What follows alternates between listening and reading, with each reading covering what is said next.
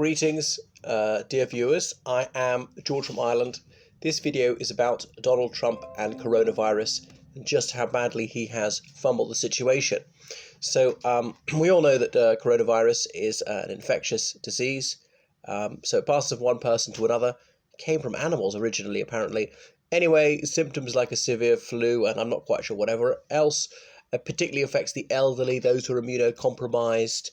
Not so much children, oddly. I've heard it impacts men more than women, and most people who are infected with this disease survive.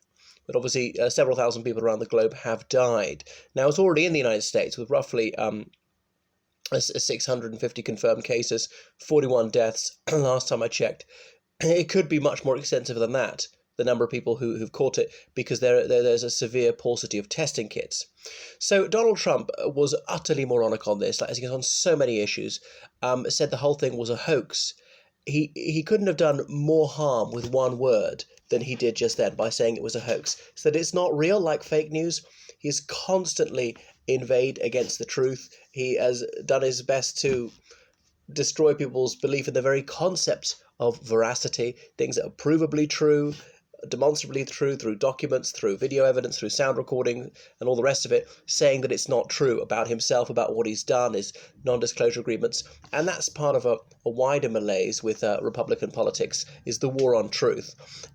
So when statements of fact are made about something like coronavirus, there'll be a large segment of American public opinion say, oh no, it's a conspiracy by the deep state or something like that, or it's the liberal media pumping out nonsense yet again. So even Trump now acknowledges that, in fact, coronavirus definitely exists. This is no piece of fake news.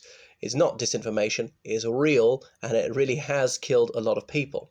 So by saying that meant that people wouldn't take it seriously. We're not going to heed the health advice. We're not going to adopt precautionary measures, such as self-isolating if they have symptoms, such as washing their hands more frequently for 20 seconds, wearing surgical masks, and so forth. People were blithely unconcerned. Now, I don't want to panic the public, but a reasonable level of vigilance is what's required. And the spread of the disease would have been reduced. I don't think it would have been obliterated altogether. So, and then in some press conference or meeting with some experts, he's bragging that he could have been a doctor. I mean, but you have to be intelligent to be a doctor, and Trump is completely imbecilic. The way he can't speak basic English, he makes so many spelling mistakes, he's just staggeringly ignorant, he mispronounces things all the time. What is intelligent about him? I have no reason to believe he's good at mathematics, pretending he needs glasses to read things. Who's ever seen him wear glasses? And I've never heard it said that he would need contact lenses. I mean, almost everybody in their 70s needs glasses to read, and some people like Bernie Sanders, they wear glasses in public. What's wrong with that? But Trump is so vain, mostly pretending like he doesn't need them. Anyway, so he claimed that he's stunned experts with his in-depth knowledge. Who are these experts? Just bile, these sort of ego lies. It's just complete twaddle from Trump yet again. Instead of dealing with the problem, he finds time to be a braggart again. So all this braggadocio about his supposed intelligence. Well, he is a genius, really. He's managed to find a way to get people to trust him by lying to them constantly. He found a way to make money by going bankrupt again and again. So yet more egomania and infantilism. So this braggart is doing nothing to save his people. He ought to be concerned about the common weal, not bigging up his own ego. Doesn't it speak of some profound sense of inadequacy? Well, at least he's right about one thing, that he's impelled to incessantly blow his own trumpet. Anyway, and then Fox News and others have said that the liberal media has been exaggerating the scale of the pandemic in order to hurt Trump. Now, I don't know if any evidence of that. It is news. This is happening. It is real. And it is killing people in the United States and elsewhere. So they're right to report it. I don't think they've overdone it. Now, are we at the beginning? Or are we towards the end? I would love to think we're towards the end. Within a month, it'll be all gone. And it will kill 7,000 people around the world. Yes, that's bad. But far less grave than it could have been. Or maybe this is the tip of the iceberg. And it's going to go on for a couple of years and claim several million lives. I can't be sure, but I do know that if we take prompt prophylactory measures, we would reduce the scale of it. How much would be reduced? Would it be from millions to tens of thousands, or what? I don't know. But nobody can disagree with that. I was listening to one of these experts from Italy, a professor of medicine, saying, well, the various things you have to do, you have to contain the disease, you have to isolate people, you have to spread whenever the spike is going to be. Otherwise, it can just swamp your health service. You won't have the beds, the doctors, the nurses, the drugs and everything to cope, and so forth. Right, so obviously prevent people coming in from infected areas so much, stopping public meetings. These things can't go on forever. Not to do it prematurely, not to do it too late either. Difficult to judge exactly when the right time is to do it. So it's really a bit rich from Trumpists to claim that the liberal media is spinning a false narrative here and making people worry. This is not much ado over a non-event. This is a real disease killing lots of people, and people ought to be informed about a malady because they can greatly reduce their chances of contracting it. It's a contagious disease, as I said. Fox News, and that is the semi-official mouthpiece of the Trump administration, they constantly hype the fear of foreign terrorism. After 9/11, in an average year, how many people did foreign terrorists kill in the United States? Was it one? There was a Boston Marathon bombing. Were there some shootings? But mostly at the military bases, but I think there were American citizens doing it. Apart from the Boston Marathon thing, I can't think of any other incidents in the United States, foreign terrorist incidents. And yet, it gets so much airtime, constantly trying to frighten people and hugely over-exaggerate the morbidity of this scourge, while overlooking gun crime, which kills 33,000 people per annum. I know a lot of that's by suicide. So, shifting the spotlight from a real problem to one that's almost non-existent. America's been killing overseas by terrorists, that's a different thing, but in the United States, it's negligible. It really takes some chutzpah. There's almost magnificence to the hypocrisy on this scale. So they're so depraved and so utterly dishonest. Trump's chums in Fox and Friends, they'll also be stoking white anxiety. They will be heightening fear of legal immigrants as well as illegal immigrants, constantly doing all they can to exacerbate animosity towards ethnic minorities and religious minorities. So what could the federal government do? It could grant more sick leave to its employees. If you've got symptoms, stay at home. You're going to get paid sick leave rather than go to work and spread it around to your colleagues. They're not doing that. Now, obviously, he can't tell states what to do in internal matters most of the time about schools and colleges and so forth. But there are certain federal institutions, as in educational institutions, particularly military ones. He could close those for 30 days, see how it goes. Does it need to be extended or could it be ended? Like Italy, Republic of Ireland have done this. I think the United Kingdom is behindhand in not following suit. He's only now banned travel from Europe. He could have banned it from other countries much sooner, particularly various Far Eastern countries. So state of emergency. Do you remember how illegal immigration, which has gone on throughout America's history, was a state of emergency? Do you remember that? And all of a sudden it wasn't. It's no problem. He's not talking about it. That was over a year ago. Why was this not a state of emergency? This is a real problem which had already killed several thousand people around the globe in just a few weeks and has the potential to kill millions. That is not an exaggeration. I think any doctor would say, yeah, if unchecked, it could easily kill millions of people. And there's this claim that actually, elderly people, those who are infirm, they die quite quickly from it. Younger, healthy people, they are going to die in many cases, but not so soon. They'll fight it off for a couple of months. There's that theory. Obviously, we're very early doors with this illness, so it's not properly understood. So Trump has been completely idiotic on this, as he has on so many other issues. He could have done other things. The World Health Organization offered the United States test kits, and Trump refused. Like the worst thing he could have done. They were trying to help. Okay, so then we find out you got the disease, we can start treating you, keep you away from other people, but now we don't know whether you have the disease, and so you're out and about, and the contagion is going to spread.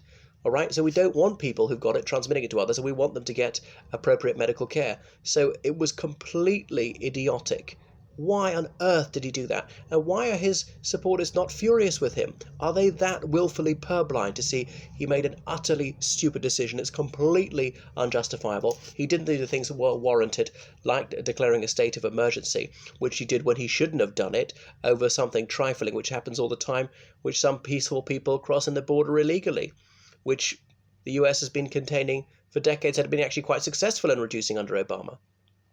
So that there's a dearth of test kits in the United States. So that's why the actual number of people who are infected with this disease might be much higher than we realize at the moment. And then Trump goes on television to lie to people as though that's going to reassure them, claiming that insurance companies are cancelling co-pays for this, which is utterly false, an outright stinking lie, giving false hope to people. Tell the truth. Tell the plain truth. That's the least you owe the public. And which insurance company? When? Who said that? Where did you get that from? You simply made that up. And insurance companies put out a statement very soon to say, no, that is bogus.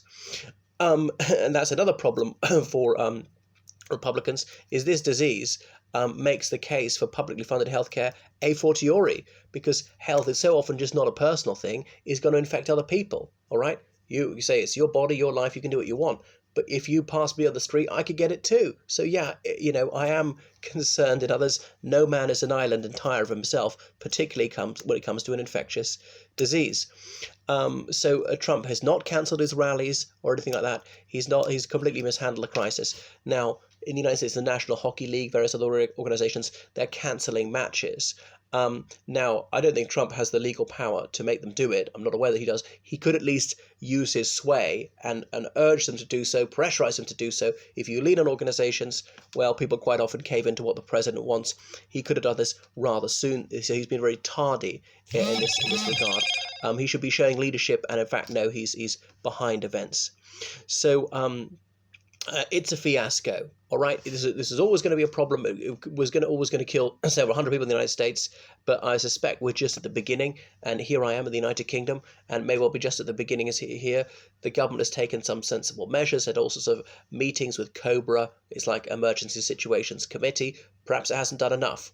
Now, yes, it is possible to overreact, and I don't think they've done that. I think it's been a proportionate response. I could be wrong. Anyone who watches this channel knows that I hold no brief for Boris Johnson. I realise he's a poser, he's a clown, he's a charlatan, he's utterly egomaniacal. However, he is highly intelligent, not just in the academic sense, also crafty, but so far difficult to fault him for his response. And a lot of government money going to tackle this issue, try to keep it under control. All right, it's about managing risk. No, we can't obviate risk. Even the most draconian response would not prevent it spreading completely, but we can reduce it very substantially. Anyway, so the United States, if Trump had acted very promptly, taken decisive action, it might have killed a few hundred people in the United States. But as it's going, I think it's going to kill thousands, and that is putting it mildly. I would love to be proved dead wrong. And obviously it's really hurt the stock market. And Trump is a hostage of fortune because he's moronically claimed all the credit for that, despite the fact that, of course, the stock market rose even more under Obama. So by their own rationale, Republicans would have to say that Obama was an outstanding president. And he was taking over in a very difficult situation, and his public spending program raised it a lot. Republicans say, well, that's only because of his infrastructure projects. Well, so that proves that this is a good thing, a bit like the New Deal. So I remember J. Enoch Poll, not a man whom I concur with much, but said the supreme function of statesmanship is to provide against preventable evils. So we haven't seen such providence from the Trump administration. In fact, he's fiddled whilst Rome burned, just dithered, and willfully exacerbated the situation. He's aggravated by telling people that it wasn't happening. Just yet again, an outright assault on truth, constantly assailing any journalists who ask him completely reasonable questions by saying they're fake news. When he's fake news, it's projection. It's insulting others and trying to brand them with what you are. I know you are. You said you are, but what am I? It's that sort of playground strategy. And Trump's dear friends in the Russian media, who were his cheerleaders when he stood for the presidency, they are now on disseminating the fallacy that the United States government deliberately created this virus as part of some biological warfare program a few years ago. Without any evidence as well. A bit like the Soviet media when that existed. It propounded the myth that AIDS was willfully created by the United States government again. That was picked up by some Indian newspapers, reported there, and then the Soviets reported in their own newspaper saying we got it from India, when ultimately it was started by the Soviet Union.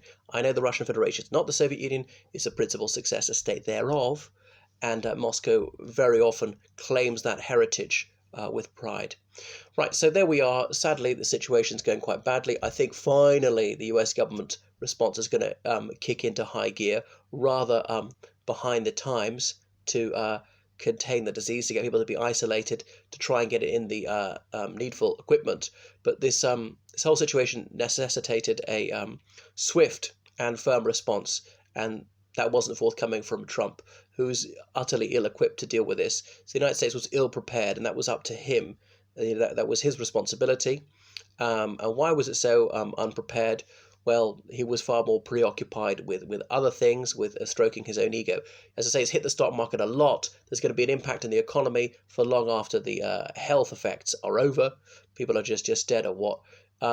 So his speech to supposedly reassure the public, thinking it would be good for the NASDAQ and the Dow Jones, it didn't work. You see what happened to the stock exchange. Yes, every country's been hit, but I think the United States has been hit more than most because, you can't buck the market. They're not stupid. They've been spooked by this. They know that the United States has been very slow and weak in its response.